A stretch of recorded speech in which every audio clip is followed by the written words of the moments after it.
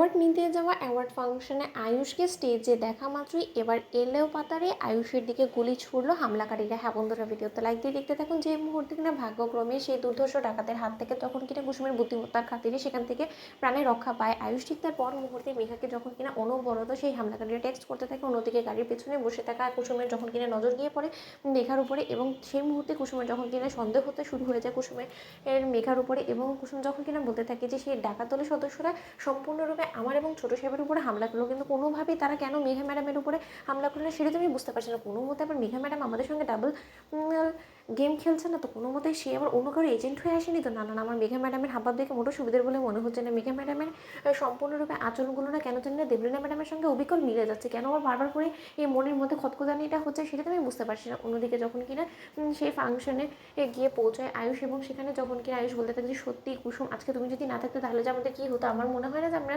কোনোভাবে আজকে সুস্থ সবলভাবে জীবিত অবস্থায় এই ফাংশনে অ্যাটেন্ড করতে পারতাম। যাকে যাই হয়ে যাক না কেন, এই সম্পর্কে মা যাতে কোনোভাবেই না জানতে পারে, তাহলে কিন্তু মা বড্ড বেশি টেনশন করবে। অন্যদিকে মেঘা যখন বলতে থাকে যে কিছুক্ষণ বাদে যখন কিনা ছেলের মৃত্যুর সংবাদ শুনতে পাবে তখন কী করবে ইন্দ্রাণী গাঙ্গুলি, সেটা দিয়ে ভেবে ভেবেই তো আমার রীতিমতো মনে আনন্দ হচ্ছে। ঠিক সেই মুহূর্তে যখন কিনা প্রেস মিডিয়ার উপস্থিতিতে মেঘা যখন কিনা আড়ালে দাঁড়িয়ে হামলাকারীদের সঙ্গে কথা বলতে থাকে, এবং সেই মুহূর্তে মেঘার পেছন করতে করতে যখন কিনা এই ব্যস্ততম এরিয়ার মধ্যে যখন কিনা কুসুম আড়ি পেতে মেঘার কথোপকথনগুলো শুনে ফেলে, এবং মেঘা যখন কিনা সম্পূর্ণরূপে সেই হামলাকারীকে বলতে থাকে যে দেখো এখানে অনেক লোক সমাগম আছে, এই লোক সমাগমের মধ্যেও যদি কোনোভাবে তোমরা আয়ুষকে শেষ করতে না পারো তাহলে আমি বলবো যে তোমরা একটা বিগ জিরো এবং বিগ ফেলিয়ার ছাড়া কিছুই না। আজকের এই মিশনটা কোনো মতেই কিন্তু ব্যর্থ হতে দেওয়া যাবে না, কারণ আজকে যদি কোনো মতে এই মিশনটা আমাদের ব্যর্থ হয়ে যায় তাহলে কিন্তু আমাদের গোটা প্ল্যানটা চপাট হয়ে যাবে, এবং দেবলীনা কিন্তু তোমাদের কাউকে ছেড়ে কথা বলবে না, উল্টো তোমাদেরকে লোক লাগিয়ে মেরে ফেলার ব্যবস্থা করবে।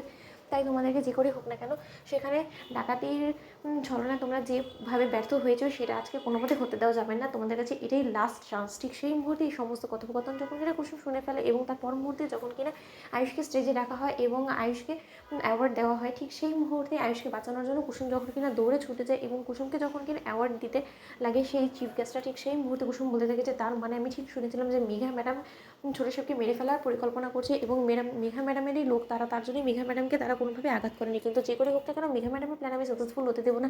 কুসুম সরকার বেঁচে থাকতে ছোটো সাহেবের কিচ্ছু হতে দেবো না। ঠিক সেই মুহূর্তে কুসুম কোনো কিছু করে ওঠার আগেই যখন কিনা হামলাকারীরা সেই লোক সমাগমের মধ্যে এলো পাতারে আয়ুষের দিকে গুলি ছুটতে থাকে, এবং সেখানে যখন কিনা রীতিমতো দৌড়াদৌড়ি লেগে যায়, ঠিক সেই মুহূর্তে আয়ুষকে বাঁচানোর তাগিদে কুসুম আয়ুষের ভাগের গুলিটা কুসুমের উপরে গিয়ে লাগে, এবং সেই মুহূর্তে মেঘা যখন বলতে থাকে যে আরও একটা মিশন ফেল হতে চলেছে, এখনও পর্যন্ত ওরা কেন আয়ুষকে গুলি নিক্ষেপ করছে না সেটাতে আমি বুঝতে পারছি না। ঠিক সেই মুহূর্তে কুসুমকে বাঁচাতে গিয়ে যখন কিনা আয়ুষের গায়েও গুলি লাগে, ঠিক সেই মুহূর্তে মেঘা হাসতে থাকে এবং বলতে থাকে যে এবার আমাদের প্রতিশোধ নেওয়া পূরণ হলো। তো বন্ধুরা লাইক কমেন্ট শেয়ার করে সাবস্ক্রাইব করতে ভুলো না।